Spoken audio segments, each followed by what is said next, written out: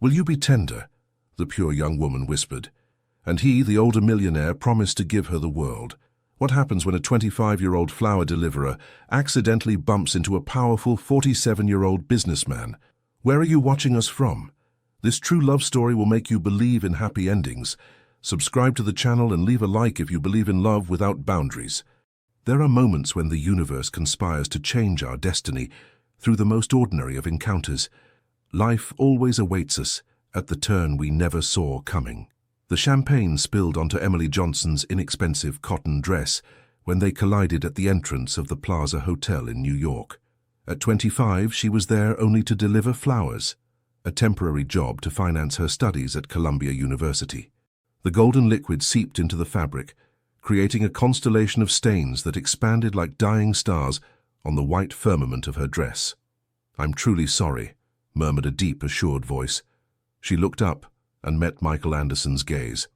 At 47, he possessed that magnetic presence that only experience and confidence can bestow. His dark brown eyes, as deep as wells of history, made Emily completely forget where she was. The aroma of his expensive cologne mingled with the scent of fresh roses from the bouquet now scattered across the marble floor. "It's nothing," she stammered, hurriedly kneeling to gather the flowers.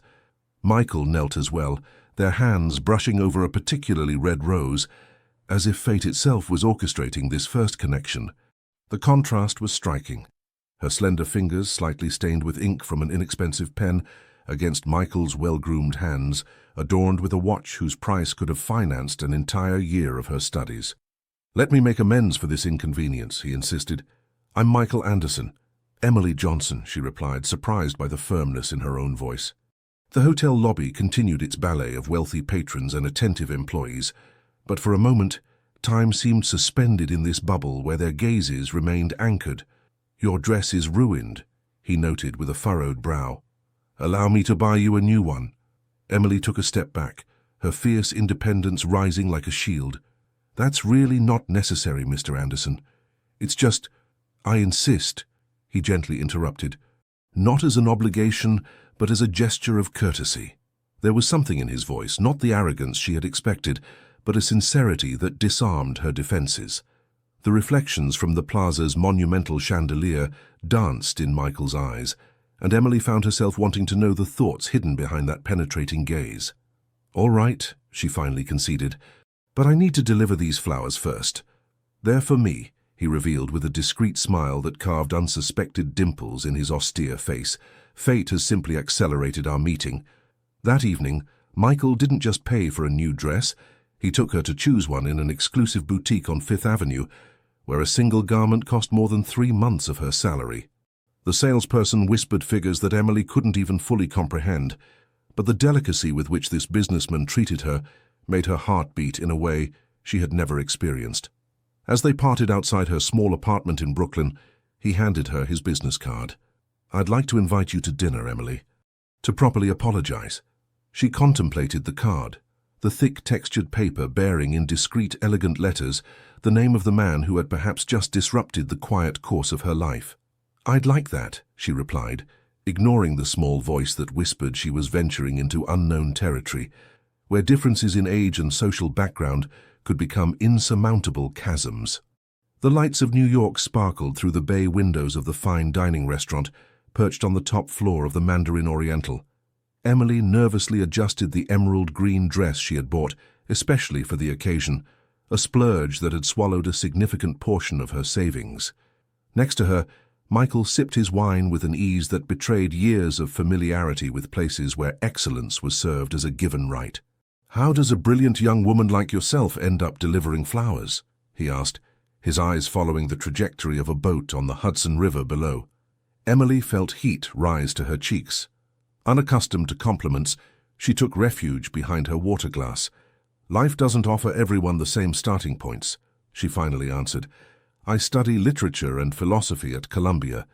The flowers pay my rent and buy my books." Michael observed her with a genuine curiosity that disarmed her. "And your parents?" The question brought back images of her father, a worker at the Ford factory in Detroit, his calloused hands proudly holding her transcript, and her mother, a nurse who came home exhausted but always found the strength to listen to her talk about her courses. They're wonderful, but they've already sacrificed so much for me. I can't ask them for more. Michael nodded, as if this answer confirmed something he had already guessed.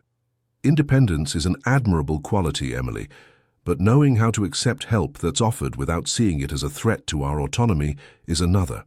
The server placed before them plates where American cuisine was elevated to the rank of visual art.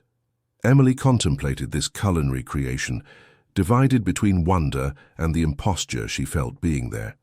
"And you, Michael? How does one become you?" she asked, realizing she knew of him only his name and the aura of power he exuded. An enigmatic smile crossed his face.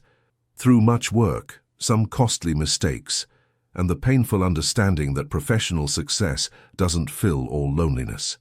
This unexpected vulnerability created a breach in the powerful businessman's facade. For the first time, Emily glimpsed the man behind the impeccable suit, and this vision intrigued her more than all the trappings of luxury surrounding them. Over the following weeks, Michael introduced her to his world with a patience she would never have expected from someone so powerful.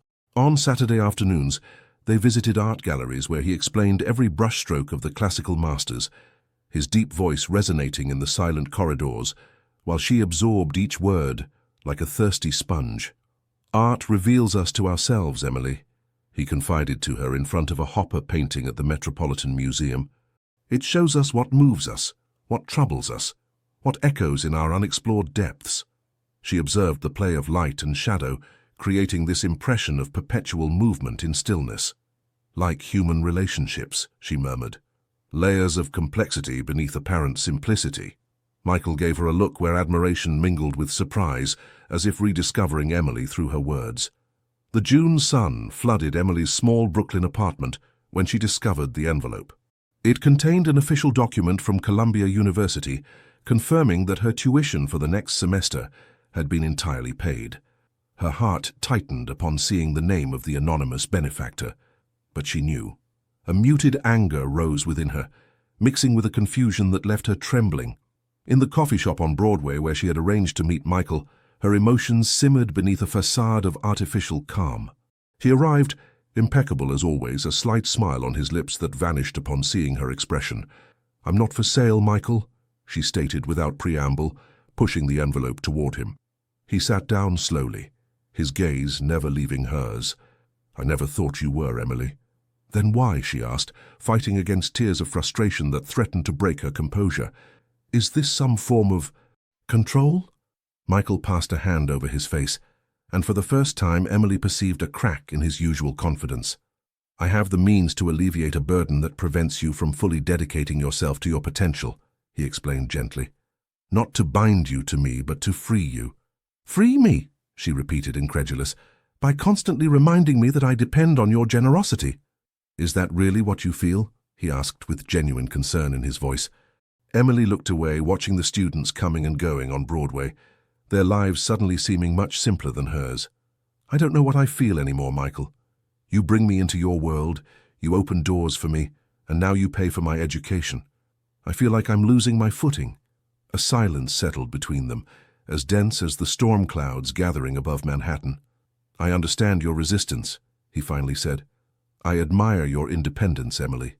It's one of the qualities that drew me to you. But sometimes accepting help isn't a sign of weakness. It's recognizing we're not alone in this world." The sincerity of his words shook her certainties. For the first time, Emily realized that Michael had never demanded gratitude or recognition for his gesture. It was as if for him, caring for her was as natural as breathing. "I don't know how to navigate this situation," she admitted.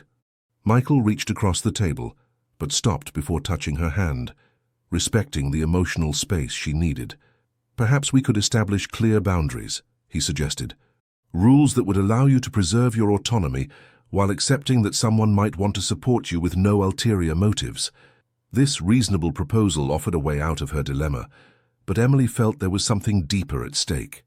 Her fear of the fundamental inequality between them, and the secret terror that all her nascent feelings were just an illusion created by fascination with a world that wasn't hers.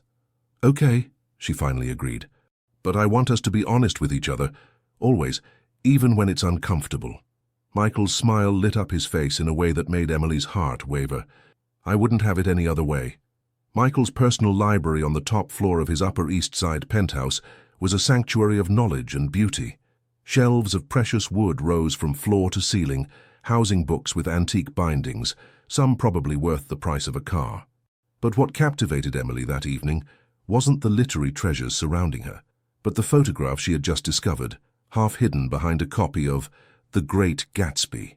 An elegant woman with laughing eyes stood beside a younger Michael, their obvious happiness frozen for eternity in this time-yellowed image.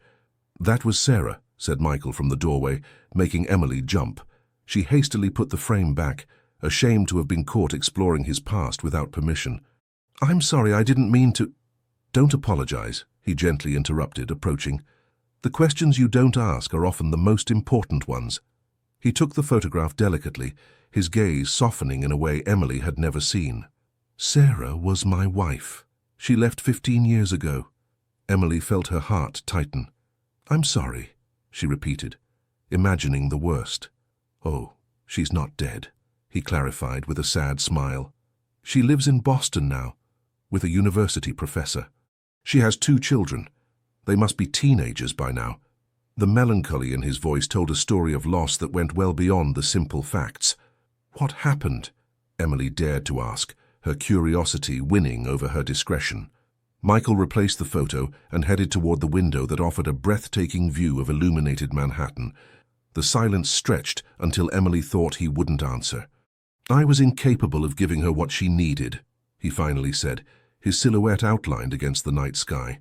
"Not for lack of love, but because I had never learned to express my affection in simple ways. Financial success had been my love language for so long that I'd forgotten how to embrace without offering gifts, how to converse without solving problems." This unexpected confession created a bridge between them more solid than all the moments shared until then. Emily approached, gently placing a hand on his arm. "Is that why you're so generous with me? Because it's your way of expressing what you feel?" He turned to her, the vulnerability in his gaze creating a striking contrast with the public image of the business titan. "Maybe," he admitted. "Old habits die hard. Old. But with you, Emily, I'd like to learn a new language." In the library's half-light, surrounded by silent witnesses of literature's greatest love stories, Emily whispered a question that would change the course of their relationship. "Will you be affectionate?" she asked, instinctively switching to the informal address, her small hands caressing Michael's time-marked face. He promised to give her the world, but Emily replied that she only wanted him to learn to give her his heart, without golden wrappings. As they left the library that evening, hand in hand, they didn't notice Michael's phone lighting up on the desk, a message announcing the imminent arrival of the storm that would test their budding bond. The gardens of the Anderson family estate in the Hamptons stretched as far as the eye could see, a harmonious blend of formal design and wilder touches inspired by English gardens. Emily, in a simple but elegant dress, stood motionless before the imposing 18th-century residence, feeling the weight of generations and traditions that seemed to be embodied in each stone. "Are you sure you want to do this today?" asked Michael, gently squeezing her hand. "No," she answered honestly. "But I know it's necessary." This day marked a turning point, the first time Michael officially introduced Emily to his family.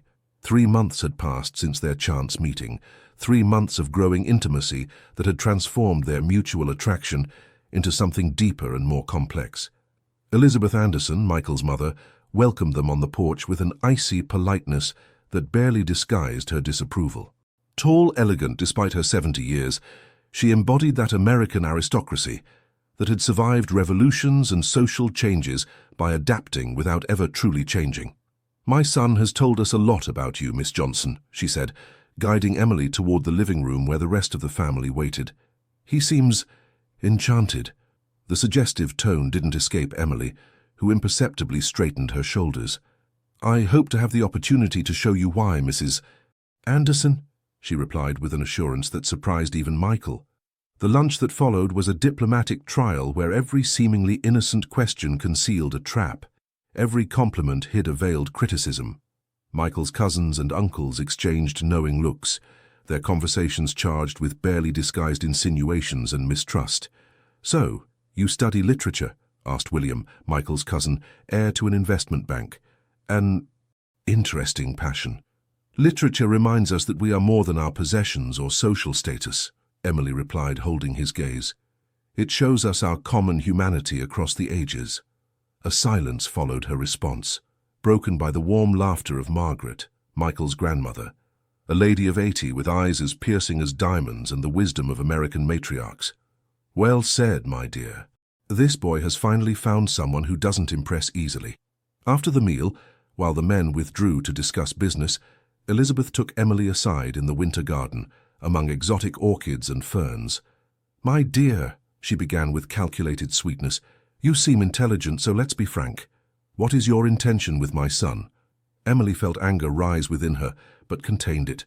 This wasn't the moment to yield to emotion. My intention, she repeated. I don't have a hidden agenda, Mrs. Anderson. I'm not here for your son's money, nor for his name, nor for the social status he might bring me. Then why are you here? Insisted Michael's mother, her ruthless gaze searching for the slightest trace of dishonesty. Emily took a deep breath, realizing that her answer would define her place in this new world. Because your son is a man who truly sees the people he meets, not their utility, not their market value, but their essence. And when he looked at me that way, I saw something in myself that I had ignored. I'm here because with him I become a better version of myself. Emily's disarming sincerity created a moment of genuine connection between the two women before Elizabeth resumed her mask of cold courtesy. Time will tell if that's enough, Miss Johnson. That night, in one of the estate's many guest rooms, Michael found Emily sitting on the windowsill, contemplating the park bathed in moonlight. I'm sorry about today, he said, sitting beside her. My family can be protective, suggested Emily with a half smile. It's understandable. I represent the unknown, the potential threat to the established order. Michael gently caressed her cheek, amazed by her perceptiveness. You're extraordinary, you know that? No, I'm ordinary, she corrected. And perhaps that's what frightens them most. The idea that you might choose someone who doesn't belong to your world. That night, nestled against Michael, Emily made a decision that would change the course of their story. She wouldn't try to adapt to his world.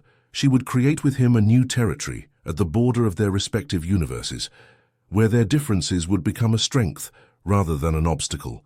This resolution would soon be tested in a way she could never have anticipated. The restaurant at the Gramercy Park Hotel vibrated with discreet elegance, its gilded moldings and antique mirrors testifying to more than a century of New York history. Emily nervously adjusted the evening dress Michael had given her for the occasion, their first official business dinner together. Around them, men and women in evening attire conversed in hushed tones, the tinkling of crystal glasses punctuating discussions that, she now knew, shaped America's economic future.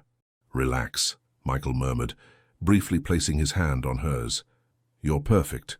She smiled at him, grateful for this small gesture of encouragement. These past 4 months had transformed their relationship. What had begun as mutual fascination had deepened into a bond where admiration and respect now played as important a role as attraction. Andrew Parker approached their table, accompanied by a woman whose elegance seemed almost calculated to intimidate. Michael rose to greet them, his face composing itself into that mask of professional cordiality that Emily was beginning to recognize. Andrew, Claire, I'd like you to meet Emily Johnson, said Michael with barely veiled pride. Pleased to meet you, replied Emily, noting the evaluative look Andrew gave her. Michael has told us a lot about you, said Claire with a smile that didn't reach her eyes. A welcome breath of fresh air in our little circle, I imagine. The dinner progressed like a carefully orchestrated chess game. Behind every compliment lurked a question. Behind every anecdote lay an attempt to extract information. Emily watched, fascinated, as Michael navigated between conversations in English and business jargon, always finding time to discreetly explain the important points to her. Emily, I heard you're a brilliant student, said Andrew during dessert, his gaze lingering on her in a way that made her uncomfortable. Philosophy, isn't it? Literature and philosophy, yes, she confirmed. Fascinating. I've always thought philosophy taught us an essential lesson. Every man has his price. The question is simply finding the right amount. Michael tensed imperceptibly beside her. But Emily maintained her composure, her gaze meeting Andrew's without flinching. "I prefer Kant's lesson, Mr. Parker. People must be treated as ends in themselves, never merely as means."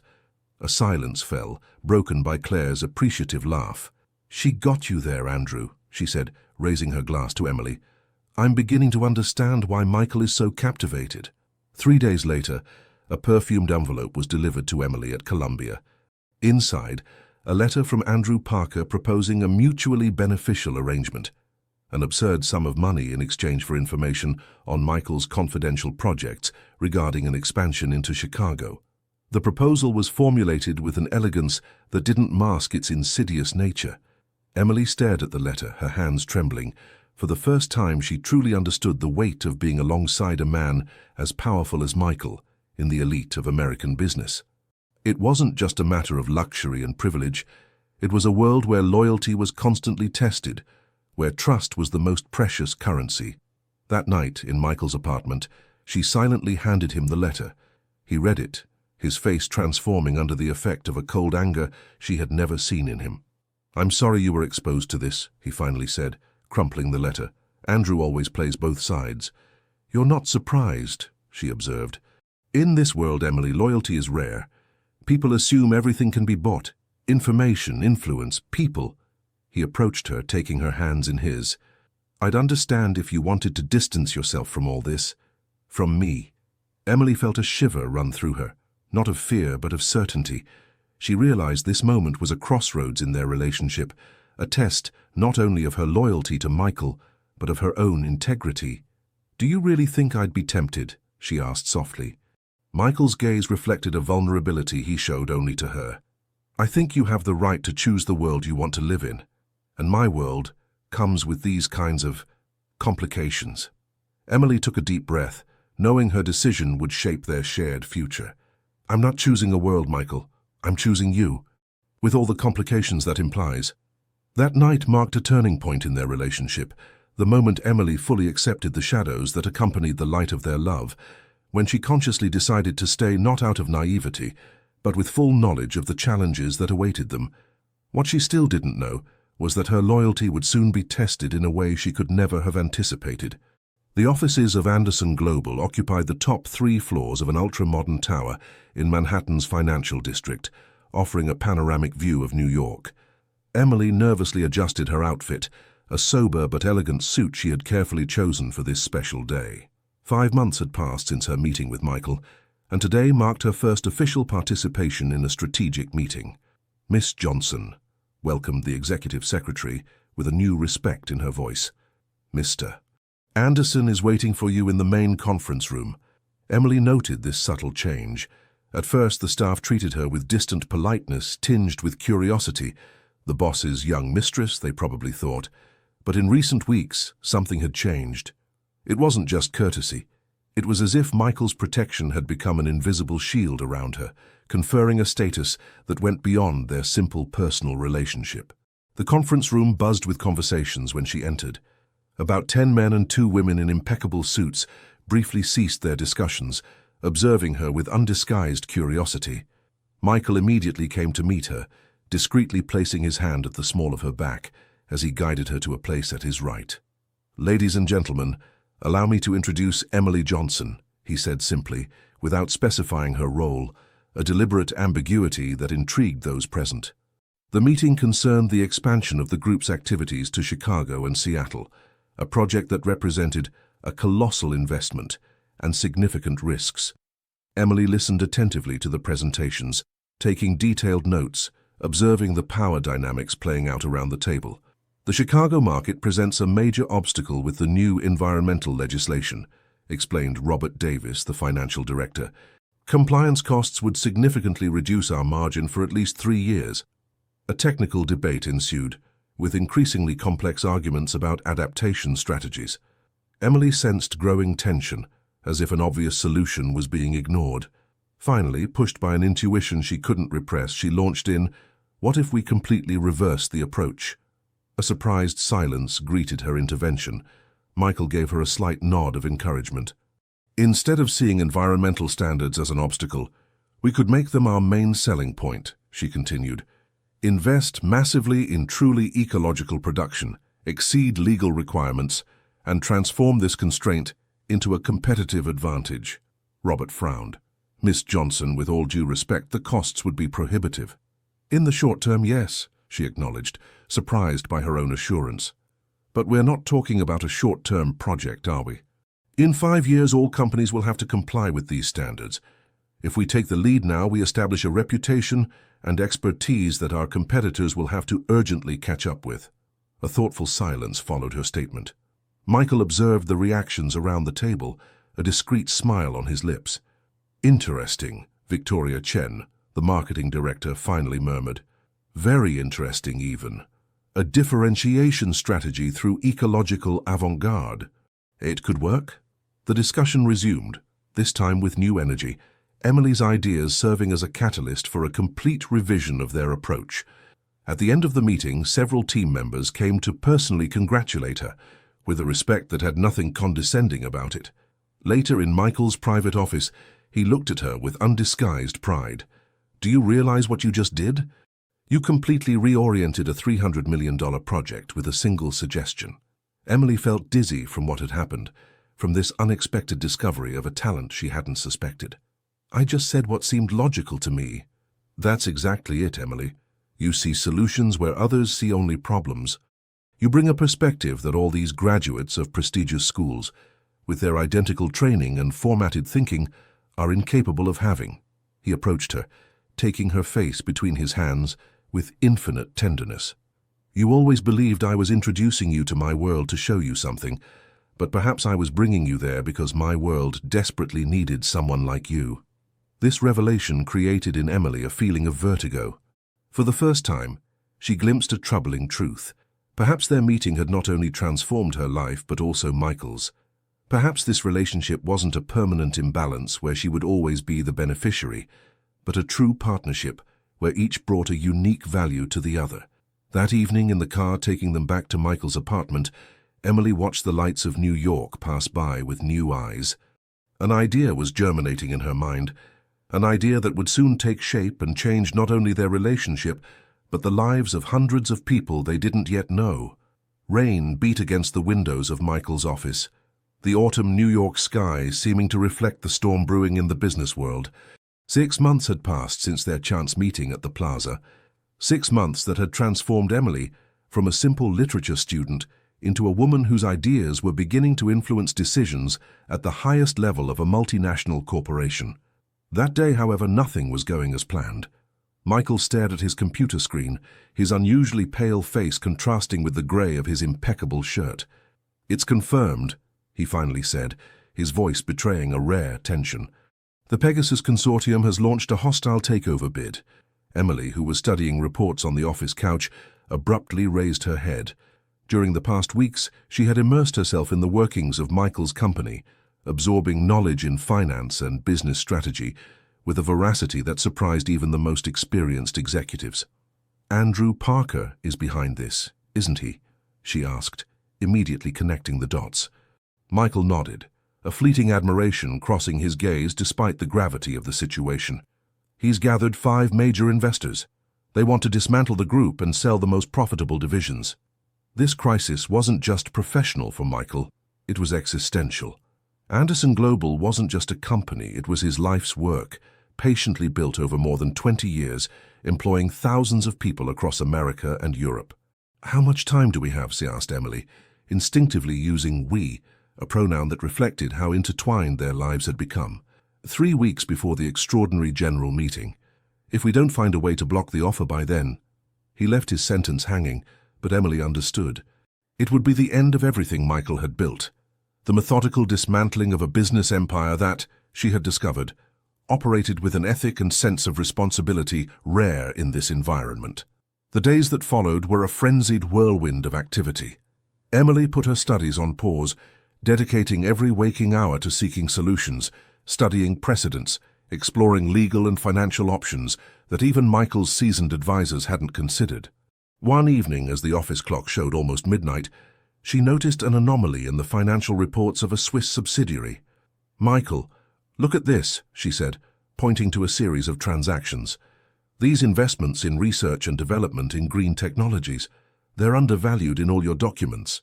He approached, frowning. It's our least profitable division currently.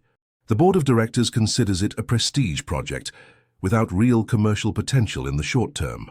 But that's exactly where the hidden value lies, Emily insisted, her mind making rapid connections. The patents you're developing, I've read the scientific reports, they're 5 years ahead of anything on the market. A glimmer of hope lit up in Michael's tired eyes. Can you suggest refocusing our defense strategy on this division? More than that, she replied with growing confidence.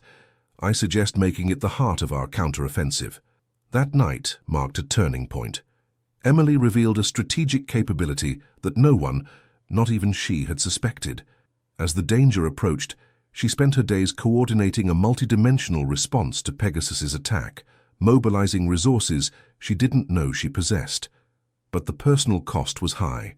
Sleepless nights accumulated, her complexion paled, and sometimes Michael found her asleep on her files, exhausted, but refusing to give up. One evening, as they returned late from the offices, he forced her to stop. Emily, you're destroying yourself to save my company. I can't let you do this. She looked up at him, determination mingling with something deeper in her gaze. It's not just your company, Michael. It's what you've built. It's your vision of the business world. A vision where ethics and profit aren't mutually exclusive. She took his hands in hers, squeezing them with an intensity that surprised him. And then, there are all these people whose livelihoods depend on the company. The families, the projects, the dreams. I'm not just fighting for you, I'm fighting for them too. Michael drew her to him, overwhelmed by an emotion he struggled to name. This young woman he had initially seen as a breath of fresh air in his too-ordered life had become a force of nature, a pillar on which he now leaned without shame. I've spent my life believing I had to control everything, he murmured against her hair. That showing weakness was equivalent to failure. And then you arrived and you taught me that sometimes true strength is daring to be vulnerable with someone you trust. This half-voiced confession, in the penumbra of their car-crossing sleeping Manhattan, sealed a new pact between them. They were no longer simply a couple navigating the difference in age and social background. They were partners in a battle that would test the limits of their resilience and ingenuity. What they still didn't know was that this crisis would serve as a catalyst to reveal not only the best of themselves, but also to bring forth a vision that would transcend their individual ambitions. The December sky weighed heavily on New York, the low clouds seeming to crush the city under their gray mass. In the main conference room at Anderson Global headquarters, the atmosphere was equally oppressive. The board members were gathered around the long table of precious wood, their tense faces reflecting the gravity of the situation. The numbers are clear, announced Robert Davis, the financial director. Despite our efforts, Pegasus's offer has seduced several of our major shareholders. We're 2 days away from the general meeting, and we still don't have the votes needed to block the takeover bid. Emily, seated next to Michael, observed the reactions around the table. Some faces betrayed resignation, others impotent anger. 7 months had passed since her meeting with Michael, 7 months that had propelled her into a world whose complex codes she was only beginning to master. There's another option, she suddenly said, drawing all eyes. Michael turned to her, a silent question in his eyes. She hadn't informed him of what she was about to propose. Miss Johnson, interjected Richard Edwards, the oldest board member, with a mixture of condescension and curiosity. We appreciate your enthusiasm, but we're talking here about saving a publicly traded company with billions of dollars at stake. Emily wasn't intimidated. Precisely, Mr. Edwards. And it's precisely because we've approached this problem exclusively from the traditional financial angle that we find ourselves at this impasse. She opened her laptop, projecting onto the large screen a graph that no one had yet seen. Here's our scholarship program for young people from disadvantaged neighborhoods, which we launched on an experimental basis 2 months ago. Michael observed Emily with a mixture of pride and amazement. This program was born from an idea she had one evening, after meeting a group of talented but resourceless students at her university. They had implemented it discreetly as a personal project without officially presenting it to the board. How does this relate to our current situation? Asked Victoria Chen, the marketing director, more curious than hostile. Because these young people don't just represent our social responsibility, explained Emily with growing passion. They represent an untapped network of talent, intelligence, and loyalty. She scrolled through the slides, showing faces, journeys, skills. Lucas Rodriguez grew up in Brooklyn, like me. He's developed an energy optimization algorithm that our engineers describe as revolutionary. Aisha Williams from the South Bronx has designed a low-cost water filtration system that could transform our environmental division. A murmur ran through the room as Emily presented these young talents who had until then been invisible to the company's leadership. What I'm proposing is a defense strategy based on disruptive innovation. We publicly announce a massive investment fund in these technologies developed by our program, showing shareholders that the future of Anderson Global doesn't lie in its current assets, but in its unexplored human and intellectual capital. The silence that followed her presentation was eloquent. For the first time in weeks, the atmosphere in the room had changed. Dejection was giving way to cautious curiosity. "It's risky," Robert Davis finally commented. "Very risky. But it's exactly the kind of dramatic move that might make undecided shareholders hesitate," completed Victoria Chen, a glimmer of excitement in her eyes. The discussion came to life, objections and suggestions intertwining in a strategic cacophony. Emily felt Michael's hand squeeze hers under the table, a discreet gesture of support and recognition. 3 hours later, an action plan was adopted.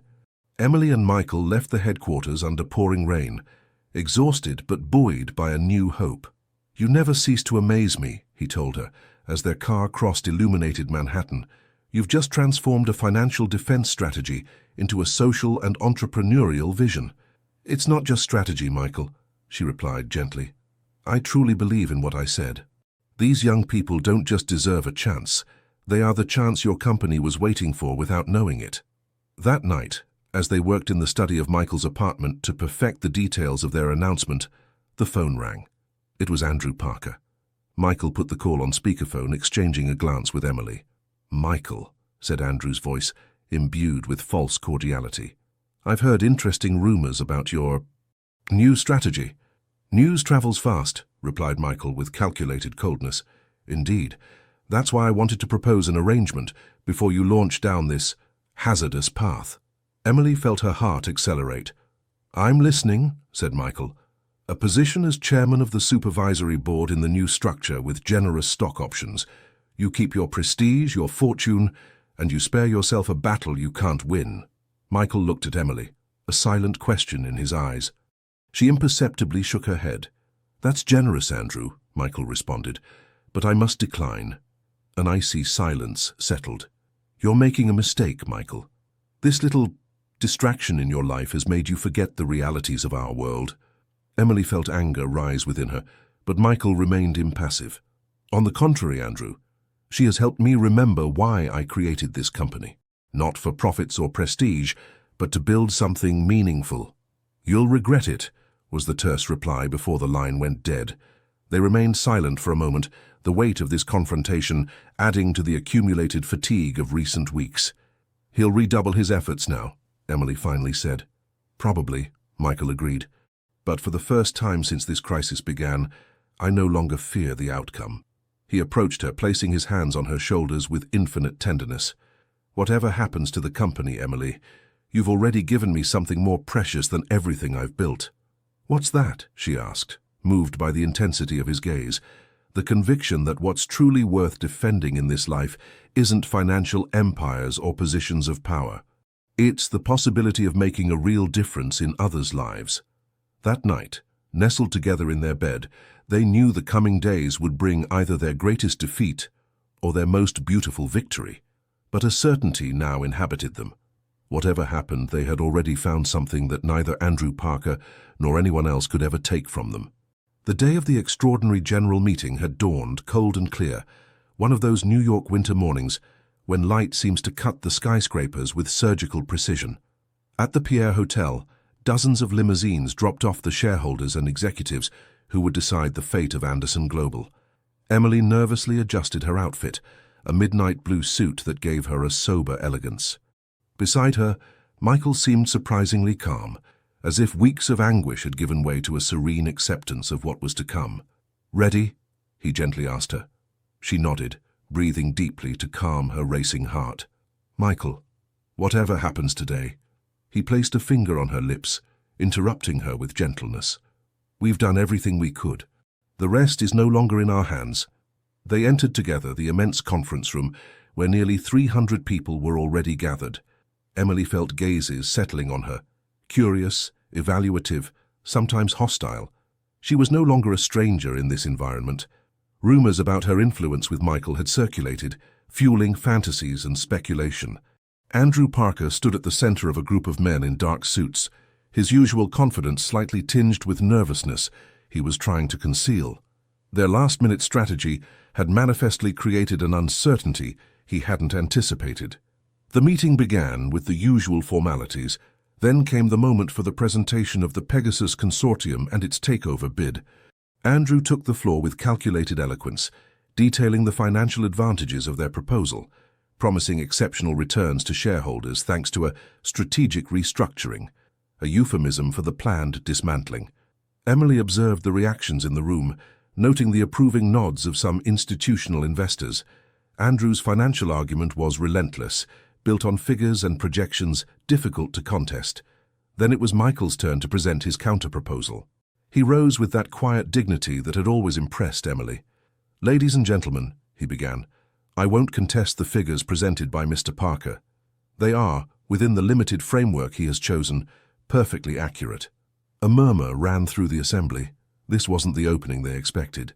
But today I'd like to invite you to look beyond quarterly projections and financial ratios. I want to talk to you about the soul of this company.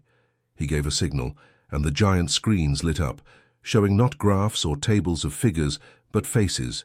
Employees, partners, beneficiaries of the company's social programs. These people aren't resources to optimize or cost to reduce. They are Anderson Global. Then, in a gesture that surprised even Emily, he invited her to join him on the stage. I'd now like to give the floor to Emily Johnson, who will present our vision for the future of this company.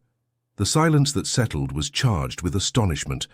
Never in the history of these meetings had an outside person, with no official title, taken the floor on such a crucial subject. Emily stepped forward, her heart pounding. In the room, she could see incredulity on some faces, curiosity on others, and undisguised hostility on a few.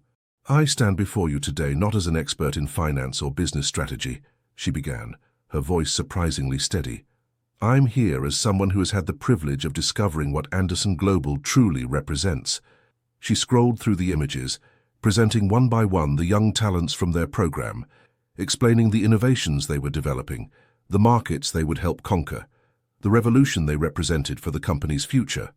What we're proposing is not just a strategy to block a hostile takeover, it's a vision to transform this company into an incubator for tomorrow's social and technological innovation. As she spoke, Emily felt the atmosphere in the room changing. Hostility was gradually giving way to interest, then to growing fascination with this radically different approach. The choice you must make today, she concluded, is not simply between two financial offers. It's a choice between two visions of the business world, one where the only value is immediate profit, the other where economic success is inseparable from social progress. When she returned to her place beside Michael, an almost reverential silence reigned in the room. Andrew Parker, his face fixed in an unreadable expression, understood even before the vote that something irreversible had just occurred. The results came in 2 hours later, after animated debates and incisive questions, which Emily and Michael answered with a frankness and passion that finally convinced the undecided. The hostile takeover bid was rejected by a comfortable majority of shareholders. Even more surprising, the counter-proposal to create a foundation dedicated to social innovation, endowed with a substantial budget, was adopted by an overwhelming majority. Leaving the hotel that evening, under the flashes of photographers and questions from journalists, Emily and Michael exchanged a look where one could read not the jubilation of triumph, but the sobriety of those who understand the magnitude of the responsibility they have just assumed. "This isn't an end," Michael murmured, squeezing her hand. "It's the beginning of something even greater." Emily nodded, aware that this victory would mark not only a turning point in their relationship, but also in the way the American business world would henceforth perceive the intersection between profit and social progress. That evening, in the quiet of their apartment, far from the day's tumult, they began to sketch the contours of what would soon become the Emily and Michael Foundation, a project that, without their knowing it yet, would transform hundreds of lives and redefine their own legacy. The New York spring unfurled its promises, flowering trees dotting the avenues with white and pink explosions. In the historic building in Harlem, recently renovated to house the headquarters of the Emily and Michael Foundation, effervescence reigned. Young people from all horizons, students, apprentices, budding entrepreneurs, crossed paths in the bright corridors, their faces animated by that special energy that comes from the certainty of belonging to something greater than oneself. Emily, in a simple but elegant pantsuit, was finishing a meeting with the program's educational team. 9 months had passed since her meeting with Michael, 9 months that had transformed her from a literature student left to herself into a woman whose name was beginning to resonate in influential New York circles, associated with an innovative vision of corporate social responsibility. The essential thing is to maintain the balance between academic excellence and practical innovation, she explained. These young people don't need to be taught conventions. They need to be given the tools to reinvent them. Aisha Williams, a brilliant 27-year-old engineer recruited to lead the technical component of the program, nodded enthusiastically. We've already identified 3 projects that could revolutionize our approach to renewable energy. These young people see solutions where experts see only obstacles. Emily smiled, recognizing in these words the echo of what Michael had told her about herself months earlier, like a virtuous circle that was widening, touching new lives, creating unprecedented opportunities. Perfect. Present these projects to me next week. And don't forget, we're looking not only for technical feasibility but also potential social impact. Meeting ended, Emily headed toward her office, a bright space with large windows overlooking an interior garden. On her way, she stopped to exchange a few words with a group of students working on a digital platform project for disadvantaged neighborhoods. Their enthusiasm was contagious, their determination palpable. In her office, she found Michael waiting for her, contemplatively looking at a photo of the two of them at the Foundation's inauguration 2 months earlier. At 58, he had lost none of his imposing presence, but his face had softened, as if the recent upheavals had revealed a facet of his personality, long buried under the imperatives of the business world. "How was your meeting?" he asked, welcoming her with a kiss. "Promising," she replied, sitting next to him. "These young people have an energy and creativity that sometimes make me dizzy." Michael smiled, a gleam of pride in his eyes. "You know what Margaret told me last night on the phone?" Emily shook her head. Michael's grandmother, with her sharp wisdom and directness, had become an unexpected and precious ally. She said, "This girl has awakened in you the idealist you were before success made you forget why you wanted to succeed." Emily felt an intense emotion flood her.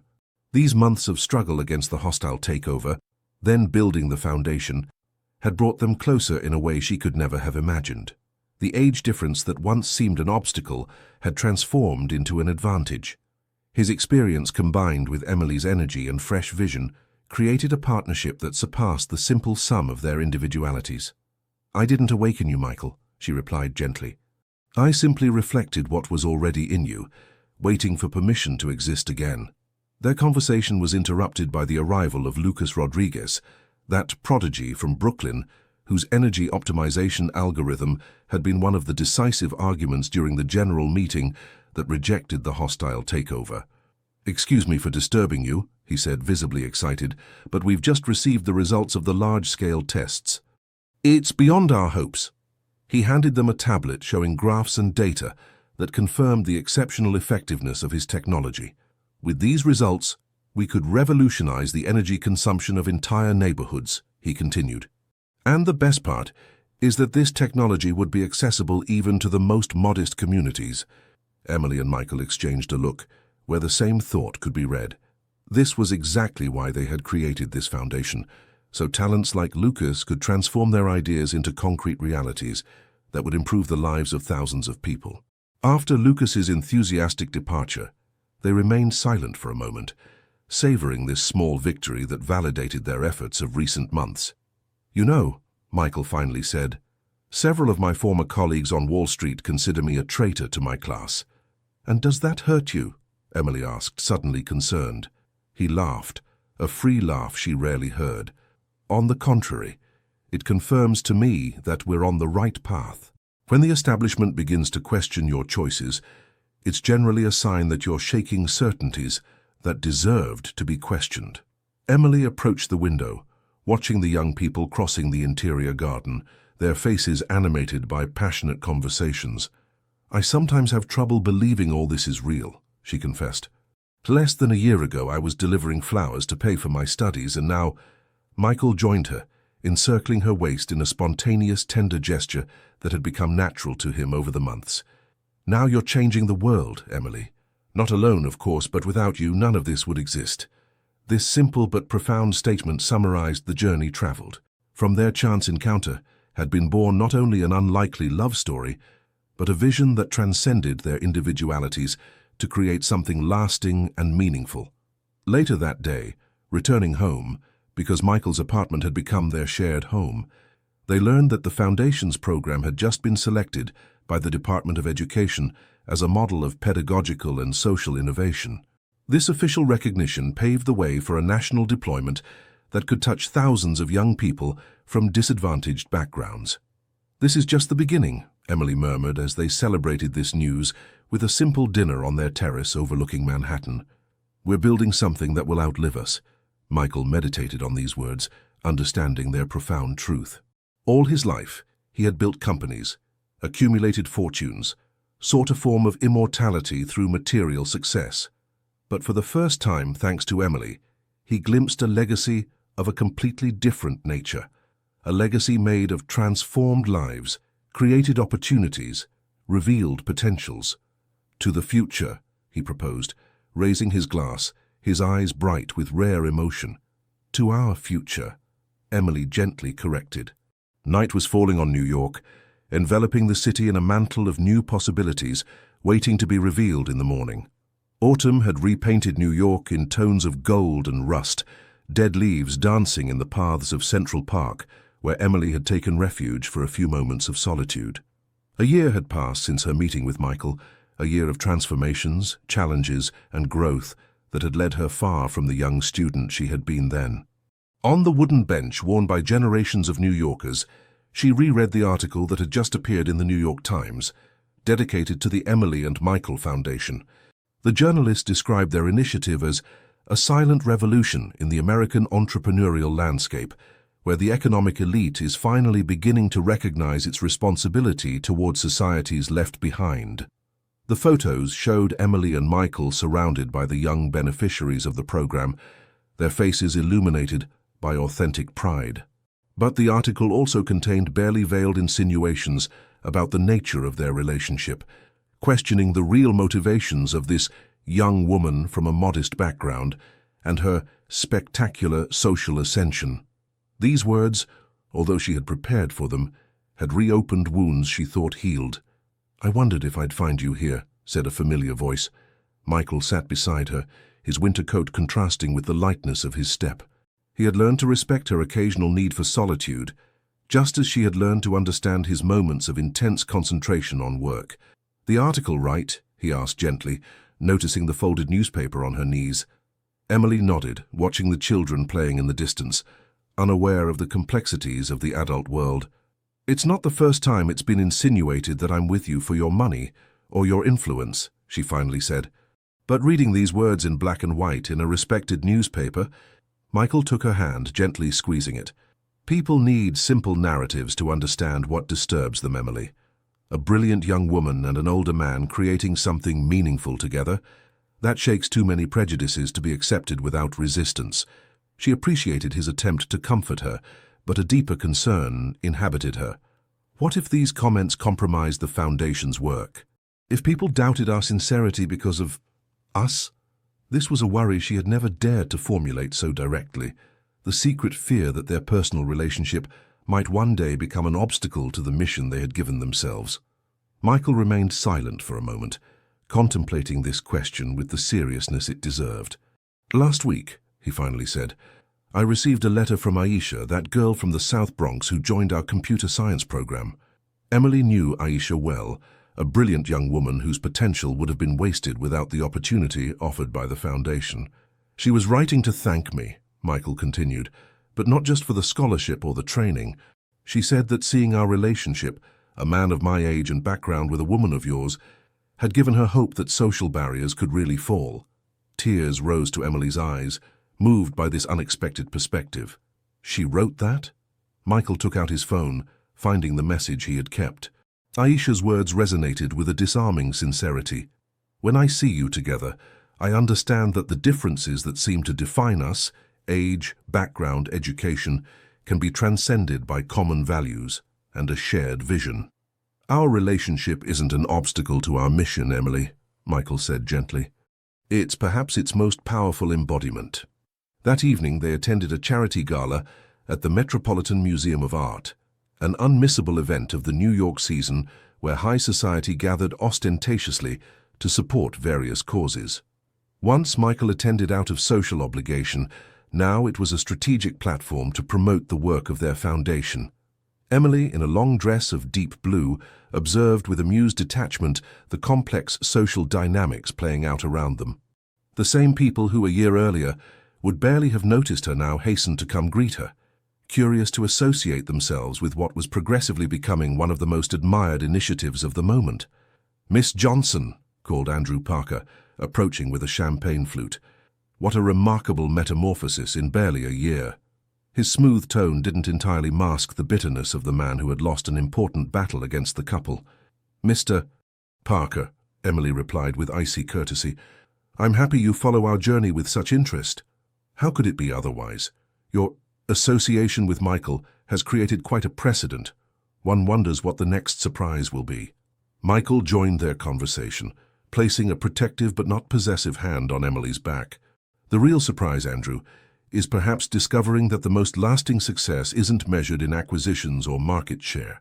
Andrew had a smile that didn't reach his eyes. "Always the philosopher, Michael. I sincerely hope your new idealism brings you the satisfaction you seek." After his departure, Emily and Michael exchanged a look in which amusement and determination mingled. "He'll never concede defeat," Emily commented. "No, but his defeat is only more significant for it," replied Michael. "Men like Andrew define success through domination. Showing them another path is possible is perhaps our greatest victory." The evening culminated with the surprise announcement of a substantial donation from several major American companies to support the national expansion of their educational program, a turning point that would confirm the Emily and Michael Foundation as a major force in the American social landscape. As they returned home in the New York night, Michael seemed unusually thoughtful. "What are you thinking about?" asked Emily, nestled against him in the car. "About all the distance traveled," he replied, "and about the path that remains before us." He hesitated a moment, as if weighing his next words. "Emily, I was wondering if you would accept our partnership taking on a more official dimension." Her heart accelerated, uncertain of fully understanding what he was suggesting. "What do you mean?" "I think it's time your name officially appeared in the legal structures of our companies and the foundation, not as a collaborator or partner, but as an equal, with the same rights and responsibilities as me." This proposal, deeper than a simple administrative formality, represented a public recognition of her value and contribution, a gesture whose significance went well beyond the professional realm. "Are you sure?" she asked, aware of the waves this decision would create in their respective circles. "More than I have ever been for anything in my life," he replied with quiet conviction. "What we're building together deserves to be recognized as a joint work." That night, while New York slept around them, they outlined the contours of this new stage in their shared journey, aware that future challenges would be numerous, but sustained by the certainty that together they had the strength to overcome them. The Emily and Michael Educational Center stood proudly in Harlem, its contemporary facade contrasting with the aging buildings of the neighborhood. On this sunny June day, effervescence reigned in the bright corridors and rooms equipped with the latest technologies.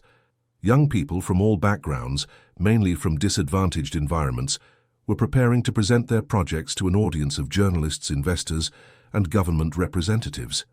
Emily, in a simple but elegant dress, walked through the various rooms, exchanging a few words with each team, offering encouragement, sharing their nervousness and excitement. 15 months had passed since her chance meeting with Michael. 15 months that had transformed not only her life, but also that of hundreds of young people who, like her once, were simply seeking a chance to prove their worth. "Miss Emily," called Jake, a 17-year-old computer prodigy, "do you want to see our final demo?" She approached the group that had developed an application allowing residents of disadvantaged neighborhoods to connect with volunteer health professionals for remote consultations. "It's impressive," she commented after their presentation. "You've solved the accessibility problem in an elegant way."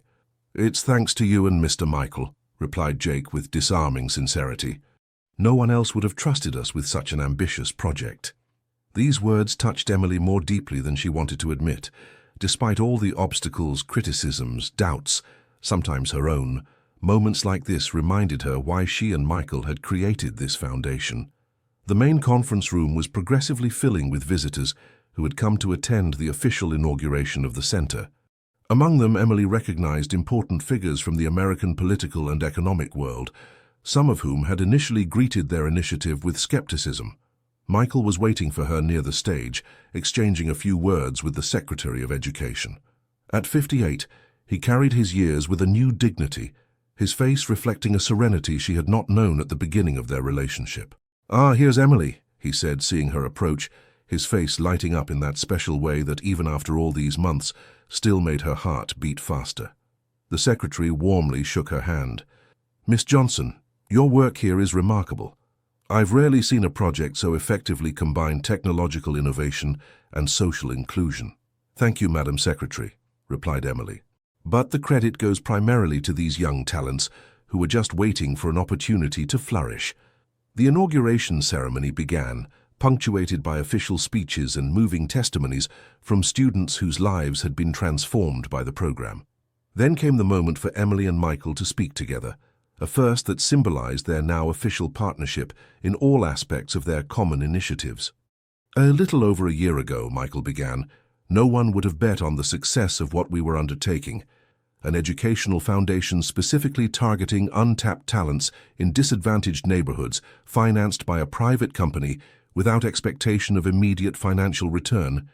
It was considered at best naive philanthropy, at worst a cynical public relations operation." Emily took over, her clear voice resonating in the attentive room. "What we've discovered is that true social innovation doesn't come from the top. It emerges when spaces are created where diverse perspectives can meet, enrich each other, and build together." Their speech alternated with a natural fluidity, reflecting that complementarity that now characterized their relationship, both personal and professional. At the culmination of the presentation, they revealed the results of an independent study confirming the remarkable impact of the program. 87% of participants had found qualified employment or created their own business, an unprecedented rate for similar initiatives. "But beyond statistics," Emily continued, "what truly matters are the individual stories. Like that of Lucas, who developed an energy optimization algorithm now used in 5 European countries. Or that of Aisha," completed Michael, "whose low-cost water filtration system is being implemented in several regions of sub-Saharan Africa." The atmosphere in the room was electric, a mix of admiration, surprise, and emotion in the face of the tangible results of this initiative, born from a chance meeting between two supposedly incompatible worlds. After the ceremony, as guests dispersed to visit the center's various workshops, a journalist from the New York Times approached Emily. "Miss Johnson, may I ask you a personal question?" She nodded, now accustomed to the media interest their atypical journey aroused. "Do you ever regret meeting a man so much older and richer? Don't you feel that this relationship has eclipsed your own identity?" The question, though politely formulated, contained that persistent insinuation that had followed them from the beginning, the idea that she was just an accessory in Michael's story, or worse, an opportunist taking advantage of his position. Emily took a moment to consider her response, aware that her words would be scrutinized and analyzed. "I didn't fall in love with his bank account or his age," she finally said, her voice resonating with quiet conviction. "I fell in love with the way Michael listens when I talk about my dreams, how he holds my hand when I'm nervous, and how he has learned to be affectionate not only with gifts but with his presence." She paused, looking into the distance where Michael was discussing with a group of students, his attention entirely focused on their explanations. "As for my identity," she continued, "I haven't lost it by meeting Michael, I've affirmed it. Our difference in age and social background has obliged us, from the beginning, to communicate with an honesty and intention that few couples experience. Every day we consciously choose to be together, not out of habit or convenience, but because we continue to inspire each other." Her response, published in full in the next day's edition, resonated well beyond the usual circles.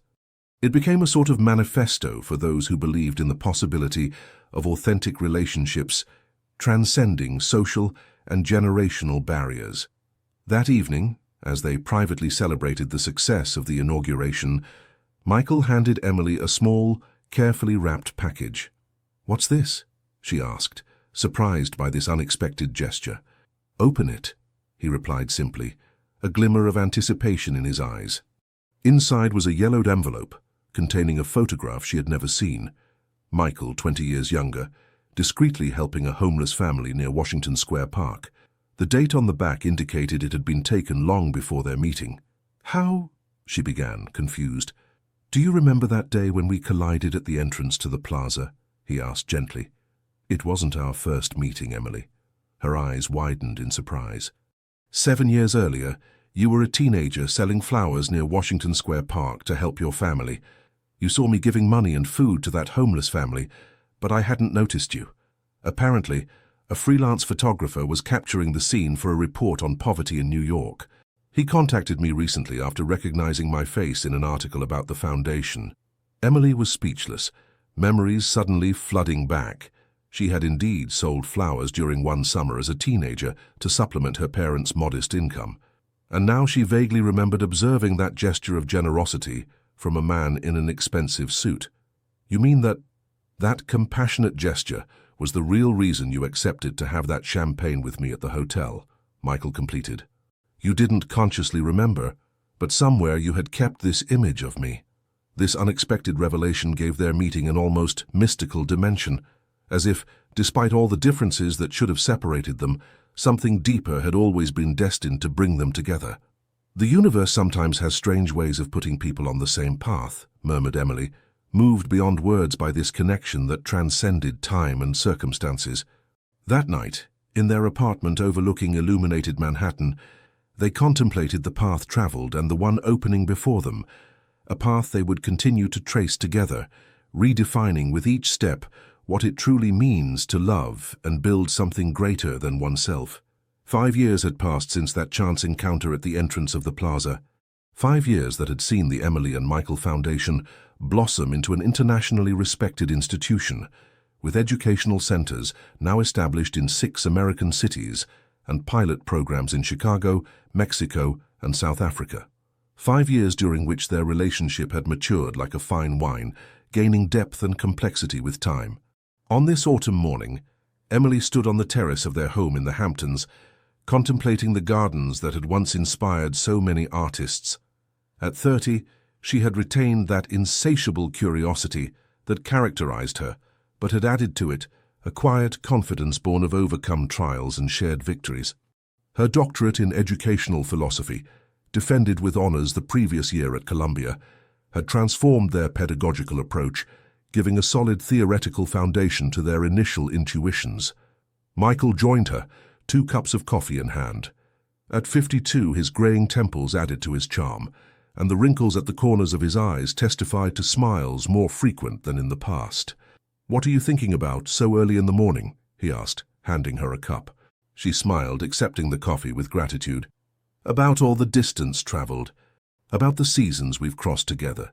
This day was special, not only because it marked the 5th anniversary of their meeting, but also because they were preparing to announce a new evolution of their shared vision, the University of Possible Futures, a higher education institution entirely dedicated to social and environmental innovation, accessible primarily to students from disadvantaged backgrounds. "You know what Margaret told me yesterday on the phone?" Michael asked with a mischievous smile. Emily shook her head. At 85, Michael's grandmother remained a sharp observer of their journey, offering wisdom and unexpected perspectives. She said, "You've done more in 5 years than most people accomplish in a lifetime because you've understood that true love isn't just a feeling, but a creative force." Tears rose to Emily's eyes. This simple but profound truth captured the essence of their story. How a feeling that could have been just a passing attraction between two people from different worlds had transformed into a force capable of changing lives well beyond their own. "She's always had the gift of putting words to the ineffable," she murmured. The day that followed was intense. The press conference announcing their new project attracted national attention, the media highlighting how the couple had progressively redefined the notion of philanthropy in America, creating a hybrid model where entrepreneurial effectiveness directly served social progress. The couple who transformed American elitism into an inclusive force, headlined the Wall Street Journal, while the Washington Post spoke of a silent revolution in higher education. But the most significant moment of this day came later, away from cameras and journalists. In the gardens of their Hamptons property, they had organized a small reception for the first graduates of their program, those young people who, 5 years earlier, could never have imagined the opportunities that would open for them. Lucas, now heading his own renewable energy company, raised his glass for an impromptu toast to Emily and Michael, who taught us that true success isn't measured by what you accumulate, but by what you build together. The applause that followed was imbued with authentic emotion, that of people whose lives had been irrevocably changed by the vision and perseverance of this unlikely couple.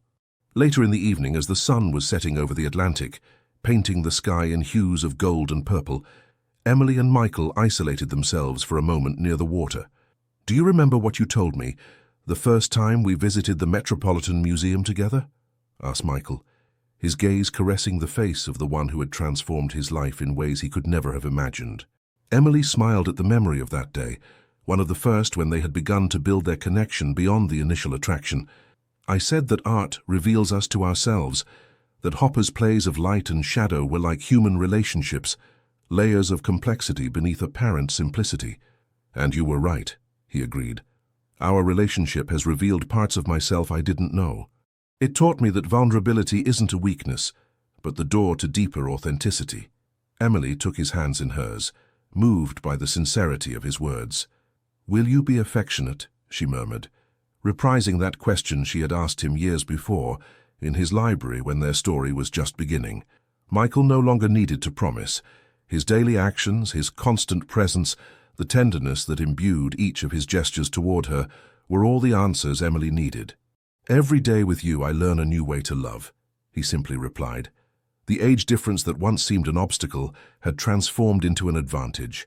His experience combined with her energy had created a partnership that changed not only their lives, but the destiny of thousands of people, who now had the possibility to dream of a better future.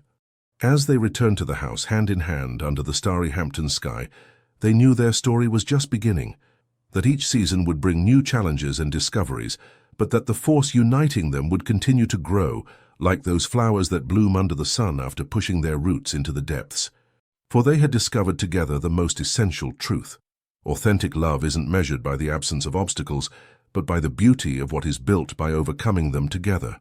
True encounters are not those that unite similar people, but those that connect complementary souls, creating a harmony richer than the sum of their differences.